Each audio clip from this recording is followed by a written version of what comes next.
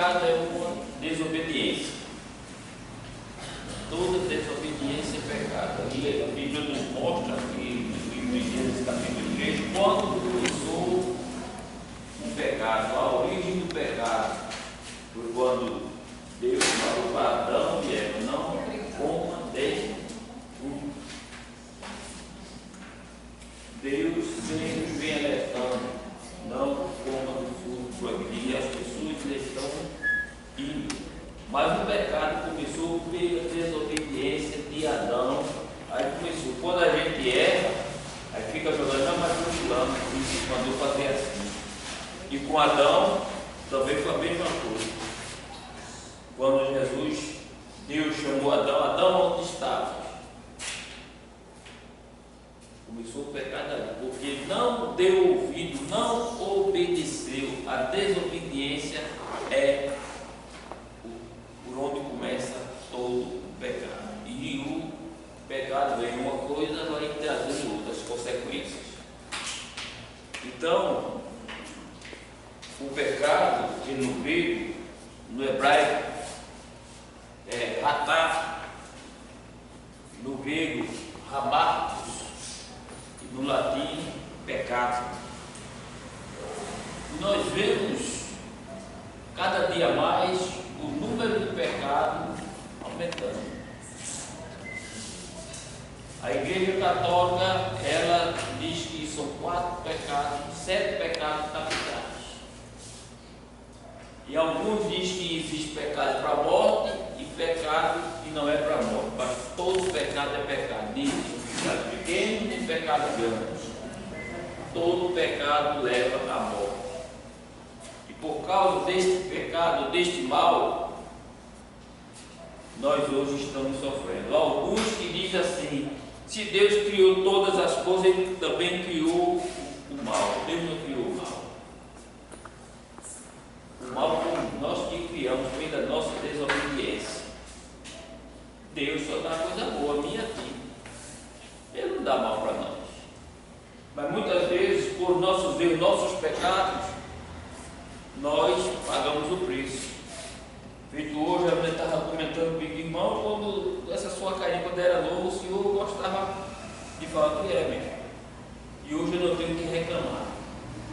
Porque um dia a conta chega. Se a enfermidade chegar, é a conta da vida que ele levei lá atrás. E tem muitos hoje viver uma vida de pecado. Quando chega a conta, Deus está me castigando. Deus não castiga, é a recompensa do pecado que nós fizemos lá atrás. E o pecado de Adão e Eva, até hoje nós carregamos o que é? Um fardo pesado do trabalho. Interessante agora fazer a pergunta? Pode. Se Deus sabendo que a criação que ele tinha feito ia pecar porque ele fez. O que ele fez? Sabendo que. Para mostrar que ele é Deus, sabendo que o homem não sabe de tudo. E muitas vezes nós achamos que sabemos de tudo. Quer dizer, eu vou fazer, mas vou mostrar para você que você não é autossuficiente. O homem não se salva por si só, a não ser por ele criou o bem para todos, mas o mal foi o próprio homem que, pela sua desobediência, que acarretou o mal. Porque na Gênesis quer dizer: eu criei o homem, mas o homem ia adorar, né? Mas o homem tem prazer. Não, então o homem que procurou o mal, não foi Deus, né? Mas Deus ele não poderia ter feito porque não lhe pediu. Mas não tem Assim, ele sabendo que ele ia pecar, que ia errar. Ele deu livre-arbítrio. E se você tem um livre-arbítrio, se eu tenho um livre-arbítrio, eu tenho o direito de escolher o que eu quero. Ele diz: olha, esse copo de água aqui está cheio, mas se tu mexer nele e derramar, o problema é teu. A escolha é tua. Mas se eu sei que vai derramar e eu vou mexer, então eu vou ter que arcar com as consequências. Então foi o pecado. Ele deu livre-arbítrio. Todo mundo aqui tem um livre-arbítrio. Ninguém é obrigado a plantar, mas o que plantar vai colher. Então o homem está colhendo aquilo que plantou. A colheita é obrigada. fé de coco e colher uva não. Vai colher coco. Um certo tempo também, uma pessoa chegou, um cidadão lá, um recruta, e disse: ô irmão, me diga uma coisa, mas não tem escrito que Deus joga todas as iniquidades que a gente fez no mar de esquecimento? Eu disse: é boa coisa. Aí quer dizer que tu acha que o que tu fizer tu vai sair ilícito assim, cadê? Vamos dar uma referência bem. Quando Jesus estava crucificado na cruz, ele disse o quê? Perdoa, né? Ele fez: perdoa, Pai. Ele não sabe o que faz. Mas a gente tem uma consequência a pagar pelaquilo. Não pense que Jesus está ali sendo pregado, ele passou a mão por cima de todo o erro da gente. Não. A gente toma o livro de ir para o inferno, como era antigamente. Morreu e ia para o inferno. Mas não, hoje a gente morre, tem que esperar o julgamento para poder nós sabermos que vamos do que a gente fizer. Pagar as consequências das atitudes erradas. Aliás, quer dizer que assim, se fosse assim, naquele tempo que ele estava pregando, ele tinha livre-arbítrio. Mas quando ele chamou no dia, ele disse: se quiserem, me seguem. Se quiser, E Jesus não falou que ia seguir. E o discípulo disse: quer ir com ele não? não teve nenhum, teve um até que disse, né? Deixa eu enterrar meu pai, ele faz, deixa os mortos. E muitos mortos. Segue, né? Veja, uma palavra que ele disse: mas meu pai, ele fez assim. Tu acha que teu pai se salvará? Então tu preocupa comigo. É comigo. O pai, se o pai ensinar a gente no caminho reto, no caminho da lei do Senhor, a gente sabe que se salvará. Se a gente não desviar depois de grande, né? A gente continua. Mas se a gente desviar, o pai é o mãe culpado? Não, o culpado fomos nós mesmo, depois de grande do máximo. Nós tomamos nosso exemplo de se afastar de Deus. Então a gente tem que reclamar nada. Quando o rico e Lázaro, né? Quando o rico disse assim: deixa lá avisar minha família. Não, eu tenho que ensinar ele lá. O problema dele. O problema dele. Lá tem a lei e os profetas. Tem a lei e os profetas. Se eu transgredir a lei, eu não vou preso. Deus deu a lei, ó, Moisés, é aqui, assim. A lei está aqui. Mas o povo não quer seguir a lei. Então vem a consequência. Então o pecado vem pela desobediência. Agora eu também vejo também na palavra do Senhor que todo dia nós pecamos. Porque a gente tem todo dia é a nossa carne, um pecado pior que E isso. quando nós estivermos aqui nessa terra, nós vamos deixar de pecar. É porque quem se converteu foi o nosso homem interior. Entendeu? Interior. O homem exterior, que é a natureza humana, ele ainda continua caído. Entendeu? Ele só vai ser restaurado quando ele receber o novo corpo. Enquanto a gente estiver nesse corpo, ele ainda está, nele ainda habita o mal. O próprio Paulo diz lá na carta aos Romanos 7, ele diz que em mim não habita bem algum. Né? Ele disse: em mim, no meu homem exterior, né? Todavia no meu interior, está lá na carta aos Romanos. Essa disciplina é boa do pecado. Quem vai tirar alguma dúvida, né? Lá em Romanos 7, quem me livrará desse corpo? né? Aí vai lá para Romanos, Quem me livrará desse corpo? O pecador, ele estava na palavra, mas... Aí ele o 7, ele diz, né?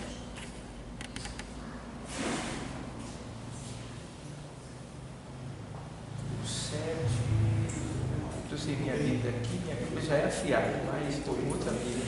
Aqui, ó, no 7:23.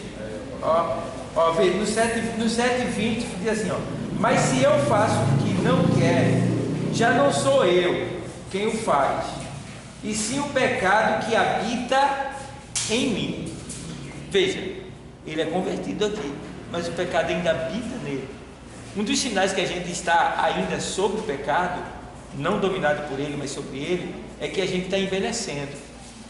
A gente está morrendo a cada dia. Ou seja, isso é a consequência do pecado.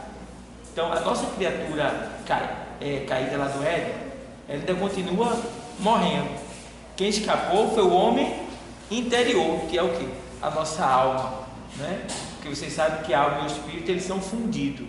A alma e o espírito é um só. A alma é o corpo o corpo espiritual. A alma é o corpo, né, do espírito, digamos assim. Então, Paulo diz que em mim não habita bem algum. Aí ele faz aqui, ó, se você ler a sequência, vamos lá na sequência, ele diz assim: então, ao querer fazer o bem, encontro a lei de que o mal reside em mim. Estou no 21. Porque no tocante ao homem interior, o homem interior, tenho prazer na lei de Deus. Ou seja, você está aqui, você, no seu interior, mas a sua carne não queria estar aqui. Está entendendo? Você está aqui, mas a sua natureza caída não quer estar aqui. É por isso que muitos não vieram, porque eles deram lugar à natureza caída, à carne. Não deram lugar ao homem interior, porque o homem interior, ele sente prazer nas coisas de Deus, mas ele vê nele a lei do pecado. Então o Espírito nos puxa para cima e a carne nos puxa para baixo. Aí, mais uma vez, Deus te dá a escolha, o livre para você escolher. Está com você, né? Agora, graças a Deus que em meio ao Espírito que nos puxa para cima, né? Induz para cima, e a carne que nos induz para baixo, no meio, entre eles dois, tem o Espírito Santo que nós recebemos para fortalecer o nosso espírito humano, né, de homem, a vencer os impulsos da carne do homem caído. Aí aí no caso a gente está vencendo, porque agora a gente está com dois, está 2 contra 1. Está o Espírito, que é a partícula de Deus que está em nós, que deseja Deus. Está o Espírito Santo que veio e se fundiu no nosso espírito, tá? Junto com a alma, lutando para não aderir à carne. Por isso que vem o desejo de pecar e o Espírito diz: não faz, não vai por aí, tu sabe que tu vai se ferrar, o inferno está te esperando, daí vai, entendeu? Então Paulo deixa bem claro aqui que ele, no 23 que ele diz, ele diz assim, no homem interior, tenho prazer na lei de Deus. Aí no 23 ele diz assim, mas vejo nos meus membros, Paulo dizendo, eu vejo nos meus membros outra lei, que guerreia contra a lei da minha mente. Que a mente é o espírito que deseja Deus, e a carne fica lutando, mandando impulso, pensamentos, desejo, para você fazer aquilo que vai lhe dar satisfação, prazer, mas que vai desagradar a Deus. Ele está dizendo que veio aqui. Aí ele faz, membro, outra lei, que guerreia contra a lei da minha mente. Aí ele faz, e me faz prisioneiro da lei do pecado, que está nos meus membros. Ou seja, o nosso corpo ainda é prisioneiro do pecado. Vê bem, é isso que ele está dizendo. Aí ele faz assim,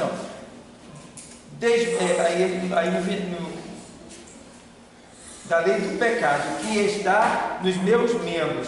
Desventurado aquele que desventurado o homem que sou, né? Mas aqui está dizendo miserável o homem que eu sou. Então, a gente precisa entender que no que diz respeito ao que, esqueci o nome dele, atrás, Alexandre falou, quando ele perguntou ao Tiago, porque Deus deixou, né? Deus, ele não volta atrás daquilo que ele pensa. Digamos, Deus, você acha que Deus já pensou alguma coisa ruim? Para você, Deus pensa alguma coisa ruim? Não. Mas quando Deus quer destruir o pecado, isso é ruim, não é verdade? Diz que quando Deus falou para Nínive, o texto diz que ele se arrependeu. Se arrependeu quer dizer assim, ele voltou atrás do que iria fazer. Mas por que ele voltou atrás? Porque Nínive se arrependeu, entendeu? Então é aquele tipo da coisa. Deus, como o diácono falou, ele não desiste de nada que ele faz. Ele já sabe tudo que vai acontecer, mas é claro que ele, sabendo o que vai acontecer, ele já arquiteta planos para realmente dar legalidade para o homem escapar daquela situação, entendeu? Então tem toda essa questão em relação ao pecado, porque ele se originalizou dentro de Satanás, porque Jesus diz lá que ele é homicida, né? e mentiroso, e nunca se firmou na verdade. Quer dizer que ele é mentiroso, ele é pai da mentira, ele vai contra a verdade, que é o que? A palavra de Deus. Então o pecado se originalizou nele. Aí o bicho veio e trouxe essa tentação para nosso pai Adão, lá no Éden. Mas não foi por falta de palavra que Adão caiu, porque Deus avisou, não foi? Para que ele não caísse, senão ele morreria. Mas ele aderiu, e aí caíram E hoje nós estamos aqui aprendendo sobre o que é o pecado para não continuarmos caídos, né?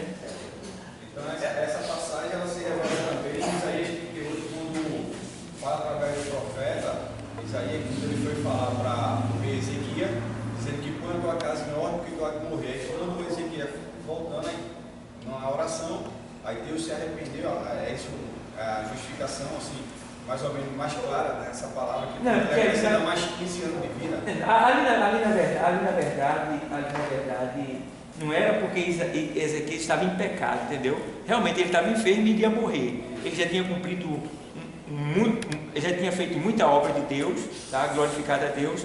Então Deus lhe permitiu mais 15 anos por causa do crédito que ele tinha com Deus, porque ele foi um dos reis que ele começou muito bem. Ele começou derrubando os altares de Baal, trazendo de volta a adoração a Deus, e Deus se agradava muito dele. Então quando o profeta diz que ele vai morrer em virtude daquela enfermidade, então ele clama a Deus. Então consequentemente eu acredito que ele deva ter falado para Deus: Deus, tu lembra que eu fiz isso, que eu fiz aquilo, eu quero fazer mais, me ajude, né? E aí Deus vai lá, pelo crédito que ele tem com Deus, Deus lhe concedeu mais 15 anos ali. Só que era melhor que Deus tivesse levado ele, porque ele pecou mais nos 15 anos do que em toda a sua vida. Então tem hora que quando Deus chama é melhor dizer: eis-me aqui. Romano quanto? 8? Romanos, foi Romanos 7, 7:21, 7:20. Se para o pecado assim, tem livre-arbítrio, porque Provérbios 16:4 diz assim: o Senhor fez todas as coisas para os seus próprios fins, e até o ímpio para o dia do mal. Isso. Veja bem, quem fez o ímpio não no sentido de ímpio, mas no sentido de ser humano. Deus fez o ímpio também. Fez o justo e fez o ímpio. Mas ninguém é justo, a gente sabe. Lá no Salmo diz que Deus olhou do céu e não viu um justo na terra. Então todo mundo é o que? Ímpio. Agora essa palavra se refere ao dia de hoje, para que a gente entenda que existe o ímpio e existe o justo. E todos os dois foi Deus quem fez, né? A gente às vezes fica meio assim, se a gente falar assim: Deus fez o mal, Deus fez o mal. Mas pastor, o que é isso? Fez. Isaías 45:7 diz que ele fez o mal. Agora eis a questão: Deus não é bom, mas por que ele fez o mal? Ele fez o mal para o mal. Ele fez o mal para o mal. Quando Deus diz: eu vou destruir o perverso, isso é bom ou é ruim? Isso é bom? Isso é ruim? Não é um mal? Aí eu pergunto a você: mas isso é um mal bom ou um mal ruim? Eis a questão. Ele está limpando, ele está tirando o mal. Mas ele está tirando o mal com o quê? Com o mal, que é o quê? A pena de morte, que é o quê? A destruição. Entendeu? Se você lê isso aí 45:7, parece contraditório. É porque ele também está acostumado muito mas ainda analisar 45:7, me permite aí, Ricardo? 45:7 aqui de Isaías, né? Na linguagem de hoje ele diz assim: essa disciplina do pecado é boa para retirar a dúvida. 45:7 de Isaías, né? Ele diz assim: eu formo a luz e crio as trevas. Veja, promovo a paz e causo a desgraça. Na linguagem de hoje. Na linguagem bíblica, revista corrigida, Pastor, hoje sim. E hoje ele diz assim: ó, eu sou o criador da luz e da escuridão. Isso. E mando bênção e maldição. Isso. Eu, Senhor, faço tudo isso. Pronto, aqui é uma tradução de que, como o senhor está falando, a linguagem, né, a erudição. Então, esse eu crio mal aqui é a maldição que ele vai mandar para o desobediente. Que a gente vê, puxa, Deus fez faz dessa maneira. Porque você acha que o perverso, quando ele recebe o castigo, ele vai achar o castigo bom? Não, ele vai achar o castigo ruim. Então, esse mal que veio sobre ele, que ele não está gostando, veio de quem? Em virtude do seu pecado, com permissão de Deus. Vocês estão entendendo? Estão entendendo? Então, eis a questão. Deus fez o mal também, está aqui na Bíblia.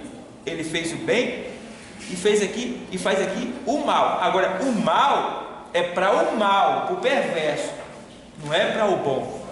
Tá? Para o bom ele tem a sua justiça, a sua misericórdia, a sua graça, para todo mundo. Mas quem vai usufruir disso tudo aí é quem?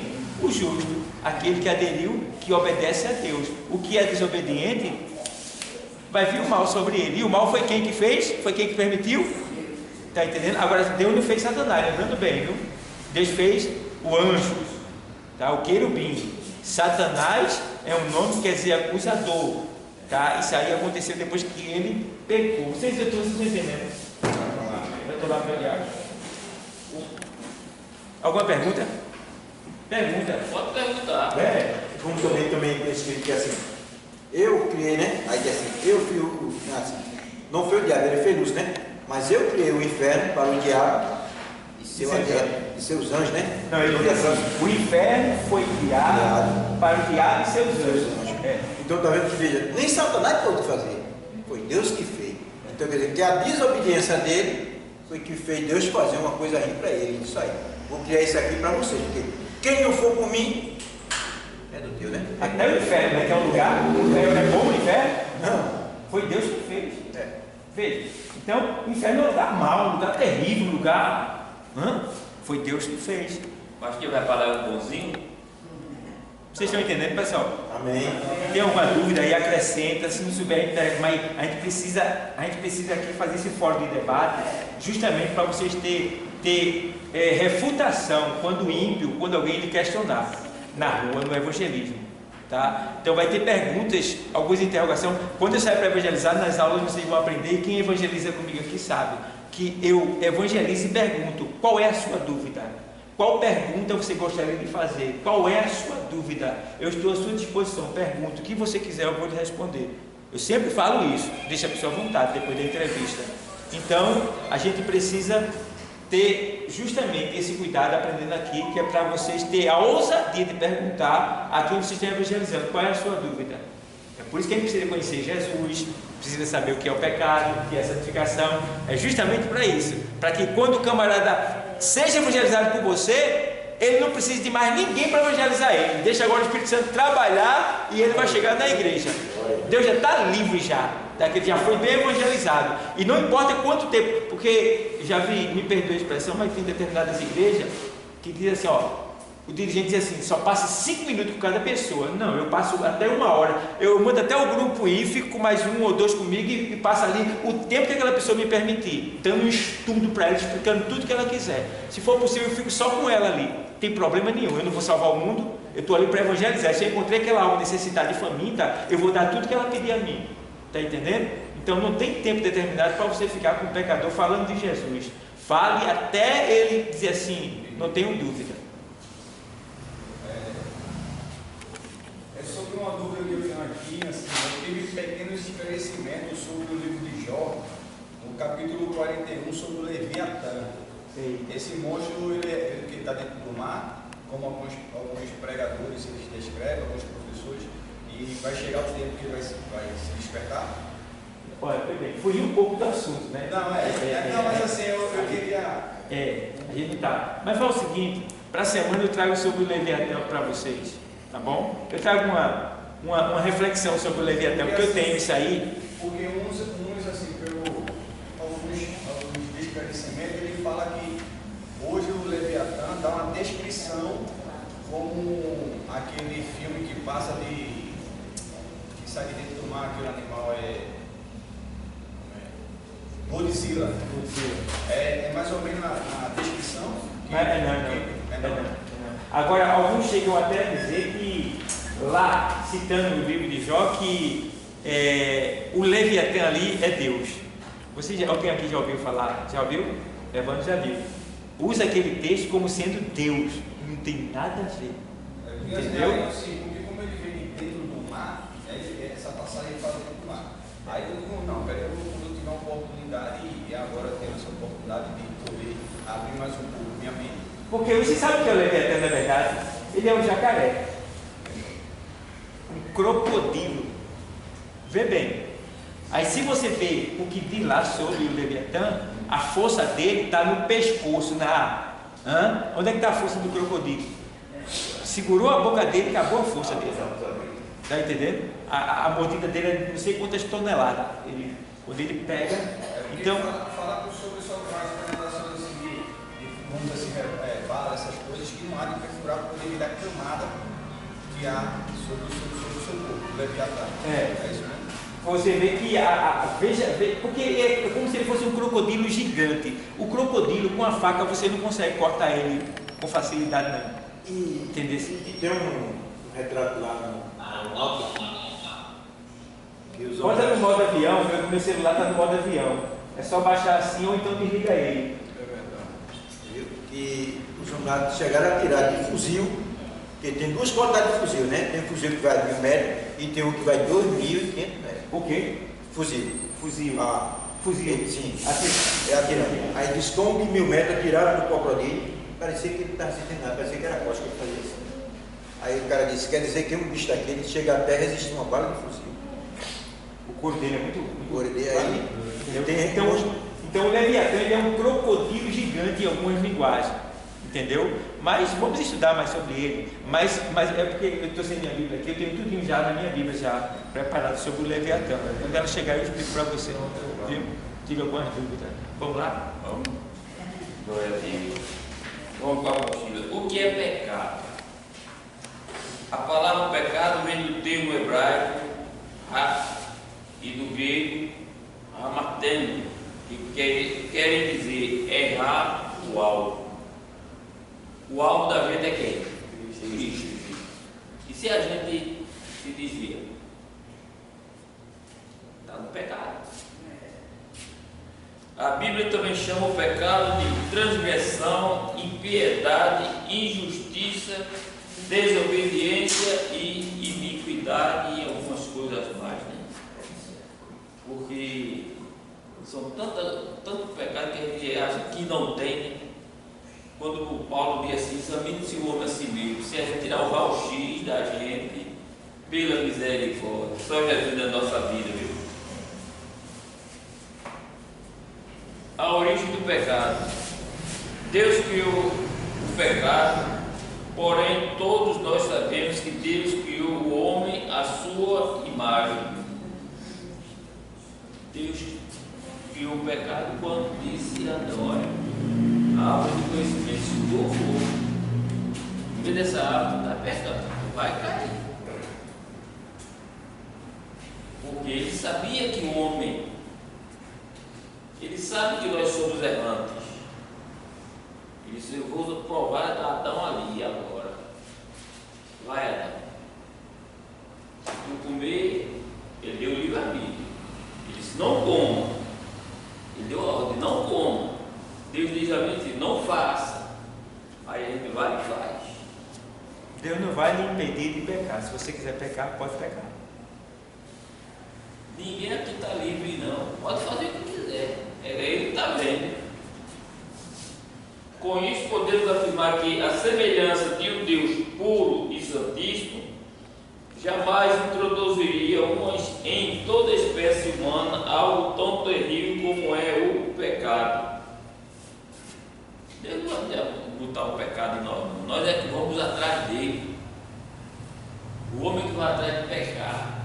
O pecado não vem a nós, não. Vem a tentação. Aí o homem diz: olha, dá pela carne e abraça. A gente já nasce com ele, não? Nós nascemos em pecado. Pecado, feito o salmista diz: em pecado me concebeu a minha mãe. Certo? Agora, enquanto a gente é criança, a gente está no estágio da inocência. Quando a gente sai da fase de criança, a gente passa para a fase da consciência. É a fase que você sabe já o que está fazendo e você vai ter que decidir. É por isso que na nossa igreja, no nosso credo, né? Eu não digo religião, porque na verdade a gente não serve a religião, porque o evangelho não é uma religião, ele é o poder de Deus para a salvação de todo aquele que crê. Mas se existe uma religião, o nome dessa religião se chama Jesus, porque ele é o único que liga o homem a Deus. E a palavra religião vem do latim e quer dizer religar, tá? Então, o que é que acontece? Nesse caso aí que o senhor está falando, a gente vê que a pessoa, na nossa igreja aqui, quando o jovem, né, a criança, no caso minha filha, ela tem 10 anos, ela queria se batizar. Eu disse: você sabe o que é batismo? Expliquei ela o que é batismo, como ela ia proceder, qual seria o procedimento daqui por diante. E ela disse: eu quero. Então ela já saiu da fase de criança, ela já não é mais criança, entendeu? Então aí ela já está respondendo por si já, certo? Então lá em Provérbio diz que uma criança se conhece pelas suas ações.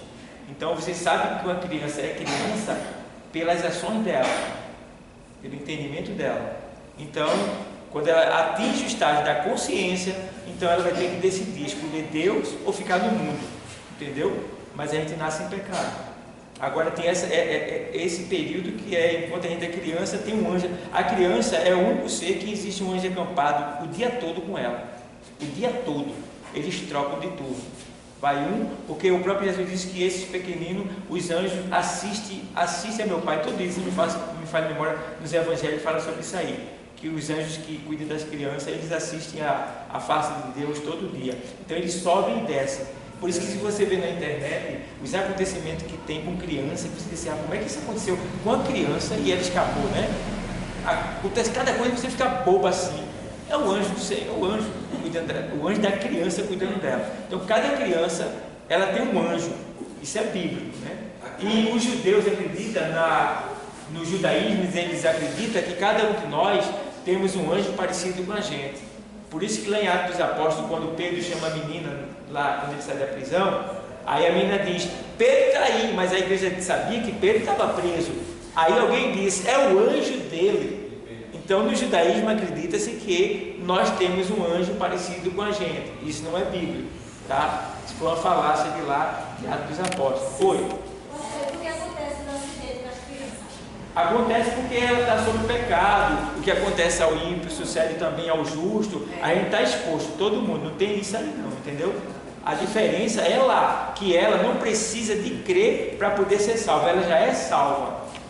A diferença é essa, entre nós e elas. Elas já são salvas.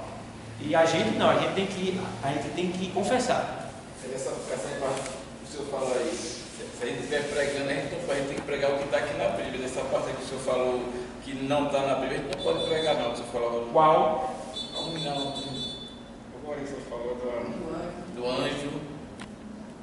Que a gente tem uma porque isso aí é uma tradição judaica. Eles têm lá. Entendeu? Então a gente cita como sendo uma tradição judaica, mas não é bíblica. Entendeu? Pode pregar explicando. Entendeu? Por quê? Porque você vai ter que explicar por que foi que a menina disse: Pedro está lá fora, era Pedro, era. Mas por que eles disseram que não era Pedro? Era o anjo dele. Então que isso aí era uma crença deles naquela época. Entendeu? Mas isso não quer dizer que nós temos.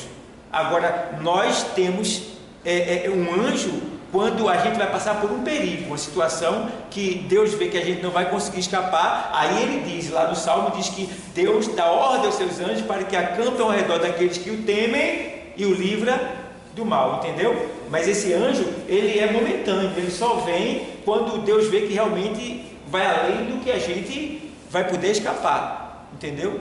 Mas no livro de Salmo também tem uma coisa que eu achei, diz assim: o anjo do Senhor acampa-se ao redor dos que o temem e os livra. Então esse acampar é só momentâneo, porque acampar dá a ideia de que está... Pronto, acampamento, ele é permanente ou é provisório? Você tem que entender isso. Então acampar, o sentido da palavra acampar quer dizer, é um momento, ele acampou ali, provavelmente para cuidar de alguém, tá? Dar um livramento, proteger e tal, entendeu? Nesse caso aí, ele habita, ou ele mora, ou ele está, não, ele acampa, entendeu? Se você for lá na origem do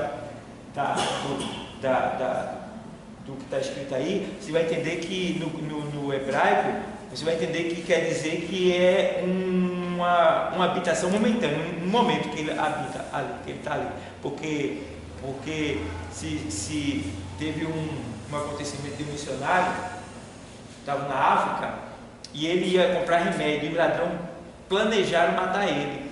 E aqui a igreja, o irmão sentiu o desejo de orar e levantou-se 12 pessoas para orar pelo missionário que estava lá, sentiram o desejo. Aí os ladrões, quando foram pegar ele na mata de noite, tinha lá 12 homens, valente, grande, tudo bem trajado e bem armado. Os caras, olha, perna para que te querem. Desapareceram. Então foram, tal. Depois, ele, é porque é longo o testemunho, ele encontrou com esses caras. Os caras disseram que ia matar ele, mas mataram porque ele estava na mata cheio de guarda-costas. Ele disse: não estava com guarda-costas, não, estava sozinho. Aí quando ele veio para a igreja, que ele contou o acontecimento, aí os irmãos perguntaram qual foi o dia. Aí ele disse o dia. Aí, o dirigente da igreja disse assim: levanta aí, todos que oraram naquele dia. Aí tinha 12 pessoas. Para cada oração, Deus enviou um anjo para proteger o missionário lá. Então foi um acampo nele, acampou naquele momento para dar livramento. É intercessão, né? Entendeu? Mas isso aqui, essa passagem que o senhor está dizendo assim, esse relato, ela se descreve também em Atos capítulo 12, que é sobre a menina, quando ela fala sobre que Pedro estava lá fora, ouviu a voz dele, mas não abriu a porta. E é no versículo 15 que ele diz assim: então eles disseram, você está louca, porém ele insistiu, era verdade. Aí disse assim: não, isso não é ele, é o anjo dele. Mas essa parte assim, quando o senhor falou de intercessão, a gente vê que nesse período que Pedro estava preso, a igreja estava orando. Enquanto a igreja estava orando, Deus enviou um anjo que fica no versículo 8, apertando-se o sim da igreja. No versículo 7, de repente apareceu um anjo do Senhor e uma luz brilhou dentro da sala. Quer dizer assim, enquanto o povo estava orando, sem Pedro saber de nada, e sem o povo também saber, Deus estava enviando um anjo para libertar Pedro. Vai embora, vai embora. Acabou, Todavia, Jesus nos revelou o autor do pecado. Está lá no Evangelho de João, capítulo 8, versículo 44. O autor do pecado. O bicho. Lúcifer deu origem ao pecado, tornando-se, portanto, Satanás, o adversário. Quer dizer, foi o que? Uma rebelião.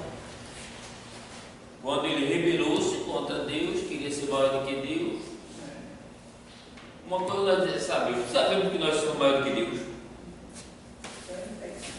Só o pecado. E Satanás queria ser maior. Quando o homem se exalta, Deus abate. Aí um ponto que tem nessa apostila aí, é que eu queria até deixar explicado para vocês. Não foi redigida por mim essa parte daí. Então, não se dirige a Satanás como sendo ele Lúcifer, porque só existe isso. Eu tenho isso aqui, está lá na aula, não sei se vocês viram, que só está na Vulgata, foi escrito uma vez só por Jerônimo, e alguns pegaram isso como sendo um nome, dado a Satanás, tá? Mas que na verdade não tem a ver com Satanás. É uma história muito longa. Então eu mesmo não menciono mais o nome de Satanás em nenhum momento como Lúcifer, tá? Eu ainda vou trazer uma explicação para vocês sobre isso aí melhor. Mas não é Lúcifer. Não é Lúcifer. Porque Lúcifer é fonte de luz. Mas tem toda uma explicação. Eu estou adiantando para vocês, porque se alguém vier perguntar para vocês, o nome de Satanás é Lúcifer, aí você diz, vamos fazer o seguinte, vamos ver ele como Satanás, diabo, acusador, príncipe das trevas, pai da mentira, porque Lúcifer é uma palavra que quer dizer fonte de luz, tá? E de luz ele não tem nada, entendeu? Então tem toda uma retórica, uma explicação sobre isso aí. Quando eu tiver, dependendo do assunto que eu for dar para vocês, eu trago.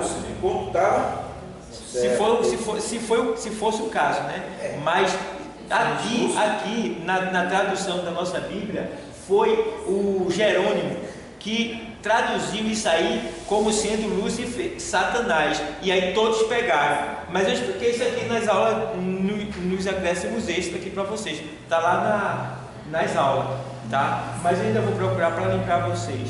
Então, não chame de Lúcifer, tá? Chame de diabo, Satanás, pai da mentira. Bicho, Lúcifer é o nome dele quando ele estava no céu? Digamos que fosse, porque lá ele seria realmente a luz, ele estava em luz, né? Mas ele não está mais em luz.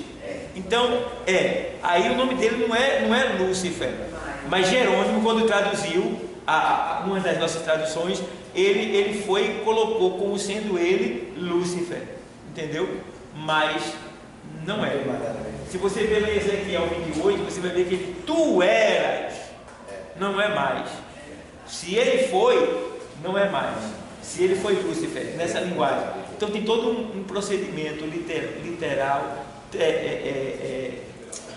eu esqueci o nome agora, transliteração. Tem todo esse processo aí, que não dá agora para explicar para vocês, mas que eu já estou orientando para vocês. Porque tem coisa que eu vou falar para vocês, que é para nível de conhecimento, você vai ficar com ele guardado para você, certo? Porque se você falar, você vai ter que ter uma explicação muito longa, e geralmente as pessoas gostam de questionar para dizer para você que você está errado, alguma coisa. Então tem coisa que é melhor você ficar para você, tá? Você ficar para você. Deixa para lá. A história do galo. Fala só de Jesus salva, mas... Feita do galo? Do galo. Vai, termina a aula, vai. Quando Adão e Eva, os primeiros habitantes da terra, foram criados, o pecado já existia no universo. Portanto, todo pecado tem origem no maligno, que significa rebelião contra Deus. Vamos parar por aqui, já é 8 horas. Está lá no livro do profeta Miqueias, capítulo 7, versículo 18.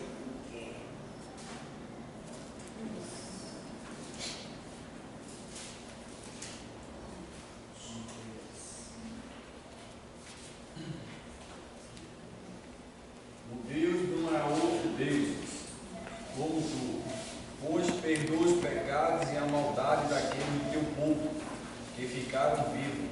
Tu não continua irado para sempre, mas tem prazer em mostrar sempre o teu amor. Então, quando ele rebelou-se contra Deus, Deus continuou amando ele? Não. Continuou amando a si mesmo, como se fosse superior a Deus. Vamos ver lá na primeira carta de João, capítulo 3, versículo 4.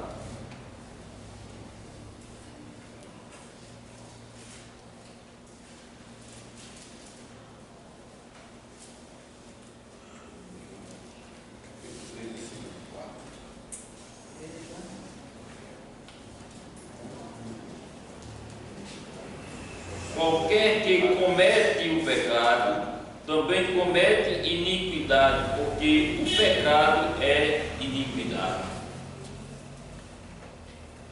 E tudo é pecado, é rebelião contra Deus.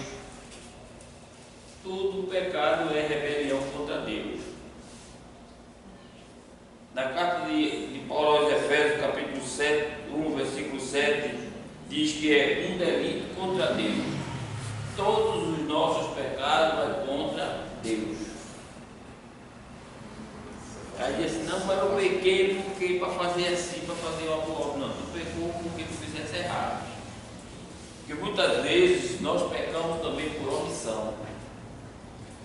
É um dos maiores pecados que está existindo dentro das igrejas, é o pecado da omissão. Tiago 4,17.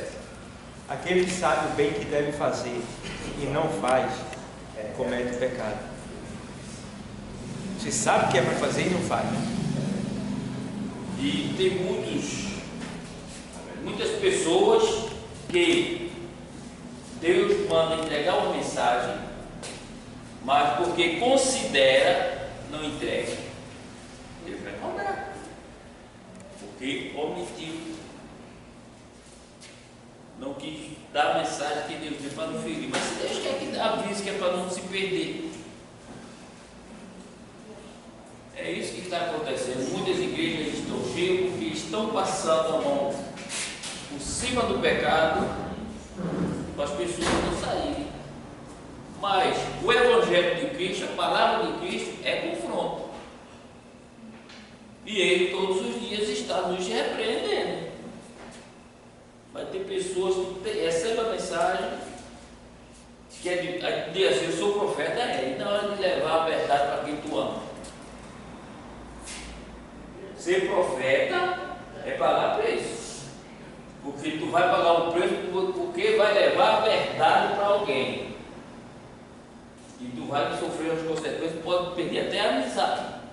E se tu não levar a mensagem, Deus vai requerer, vai cobrar, vai vai ter um preço a pagar, porque você se rebelou contra ele, você não fez o que ele mandou. Ser profeta é pagar preço, ou de um lado, ou de um jeito ou de outro. Se tu der a mensagem a pessoa aceitar, tá bom, mas se tu levantar contra aquilo, é com ela e Deus. E se tu não der a mensagem, tu vai pagar teu preço, porque eu me digo. Se ele mandou, dê a mensagem dele. Principalmente se for de correção, porque a palavra de correção é para a pessoa se consertar e não se perder. Porque ele diz assim: o sangue daquele ali eu vou requerer. Se você não deu a mensagem que ele mandou, quando se perder, ele vai requerer o sangue dele. Ezequiel fala isso. Ezequiel. Deus vai requerer o sangue. Por quê? Ele mandou você dar a mensagem, você não deu, você se acovardou, foi contra ele. Então, acaba se perdeu, morreu, e tu vai pagar o preço do sangue dele.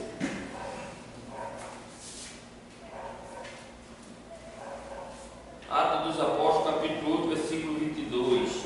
Iniquidade ou desordem. Arrependam-se e deixem os seus planos perversos e peçam ao Senhor que o perdoe por essa má intenção. Quantas vezes nós tivemos assim, na hora da ira, tomar uma decisão que, se a gente não respirar 2 vezes, sai da graça, perde a salvação.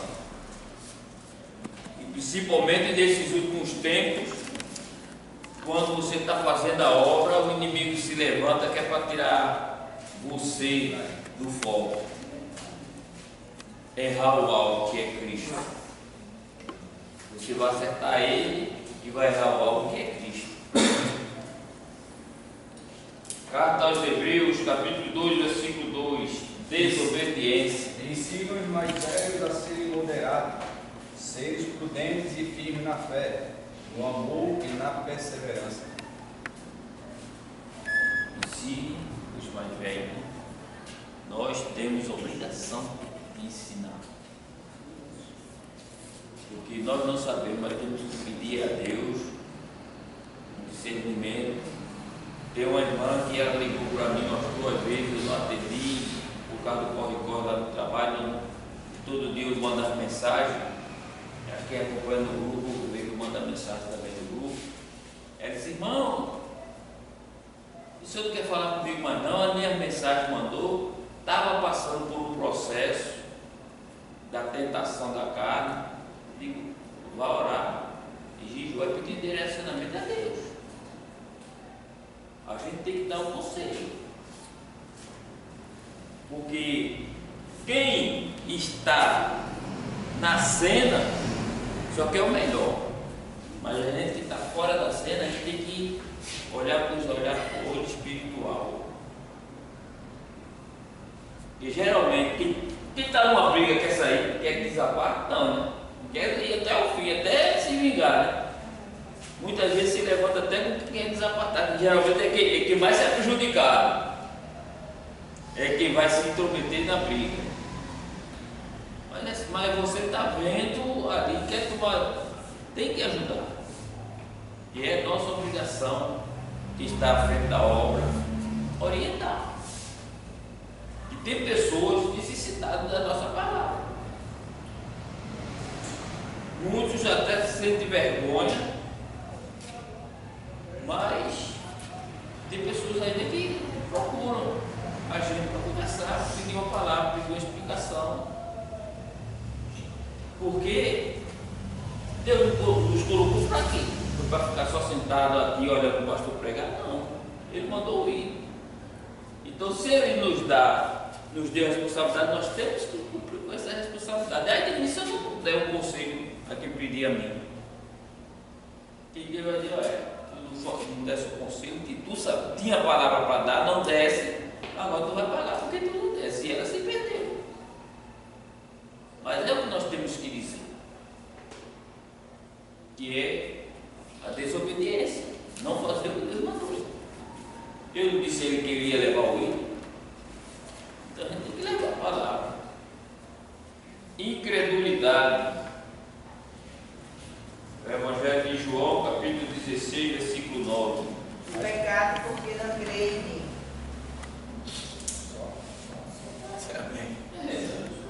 Não acredita em mim, então está pecando.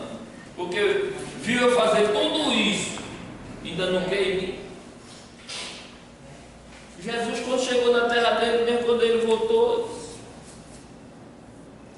ninguém acreditou. O profeta de casa é como o irmão aqui, tem um passando um problema, ele vai lá dar uma palavra em tudo, tu só está dizendo isso porque sabe da minha vida. O profeta de casa não faz nada, ninguém acredita. Aí Deus traz de fora. Aí quando Deus traz de fora, ele mostra para todo mundo ver o pecado. Olha, Deus mandou dizer assim, assim, assim, assim, assim. Quando pega um que tem uma sabedoria de chegar a dizer, irmão, vem cá, Deus mandou dizer assim, assim, assim. E quando é daqueles profetas que Deus usa, mas quer dar profecia para todo mundo ouvir, aí vai expor o pecado, o erro, para todo mundo ouvir. Mas o da casa, né? Deus já usou o profeta de casa para alertar, mas não dá ouvido. Então, não crê no profeta de casa. Deus está usando, está falando, mas toda vez essa mesma mensagem, sim, mas Deus está usando para te dizer que está errado. Aí é obrigado vir um de fora para dar a mensagem. Porque se nós formos olhar aqui, Isaías 45, o homem que Deus ungiu era santo? Não. Era profeta? Não. Ciro. Mas Deus diz: eu vou ungir Ciro. E lá na frente dele diz: mesmo que tu não me conheças, é obrigado ele trazer um de fora para entregar a mensagem. Oi, irmão. Eu fui visitar uma igreja, sabe? Ali na Avenida Nova. Eu fui com a minha vizinha, na época ela era evangélica. Aí quando eu cheguei lá, ela disse assim: vamos conhecer o pastor Jamerson Monteiro. Aí eu falei: eu nunca vi ele não. Mas vamos, irmão, vai ter a festividade lá. Eu fui. Quando eu cheguei, a igreja muito cheia, muito grande. Eu me assentei numa cadeira dessa, assim, acontecendo assim, bem perto da porta. Aí ela veio, se sentou assim, o esposo assim. Aí o pastor passou, né, e falou todo mundo assim. Mas, irmão, a distância que o pastor estava, para mim, estava muito longe a distância. Quando ele abriu a Bíblia, em Daniel, na escola do Leão, quando ele começou a ler a Bíblia, que Deus começou a usar ele, eu sentadinha assim, quase atrás da porta, ele de lá, Jesus usando ele, aí disse assim: a senhora que está sentada aí, perto da porta, Deus, estou mandando lhe dizer, eu estou marcando encontro com alguém que está mexendo muito contigo, que diz que é tua amiga, que diz que gosta de tu, mas eu estou marcando encontro. Olha, pastor, acredita, só Jesus da causa. Essa mulher, eu aqui, ela ali, o marido ali, ela chorou tanto, irmão, as lágrimas desciam assim, chorou tanto que as lágrimas desciam. E depois ele começou a falar, em línguas estranhas, né? Eu não entendi nada aí nessa parte. E ela chorando ali, o marido dela olhava para ela e dizia: por que tu está chorando? Não sei, eu acho tão lindo Jesus falar. Aí eu cá comigo, eu, dentro da minha pessoa, eu disse, porque achou Jesus falar, Jesus estava falando contigo. Que era minha vizinha. Eu não disse nada a ela, mas eu senti que o Senhor estava falando com ela. Vê, minha vizinha que eu ajudava, lavava roupa para ela, ajudava ela dentro do bar. E aí? Quem era o maior inimigo de José? Os irmãos. E ela servia a Deus naquela época, viu? Pelos irmãos de Davi, ele ia ser rei? Não. Quem matou Abel? O primeiro homicídio da Bíblia. Caim. Por quê? Aí, às vezes, a gente da nossa própria casa. Tem parente nosso que entra na nossa casa, parece que os olhos são duas câmeras de 360 graus olhando tudo. A gente tem que ter cuidado até com quem entra no nosso lar. Quem traz o dia aqui? Na mesa com ele. Comendo junto. Então, nós não estamos livres não. Tem pessoas que nos abraçam, mas só mais nós damos as costas. Aquele filme, né? Andando com o próprio inimigo. Transgressão, Romanos capítulo 4, versículo 15. Porque a lei opera a ira, porque não há lei também, não há transgressão. Eu estou irado. Não tem justiça. A ira.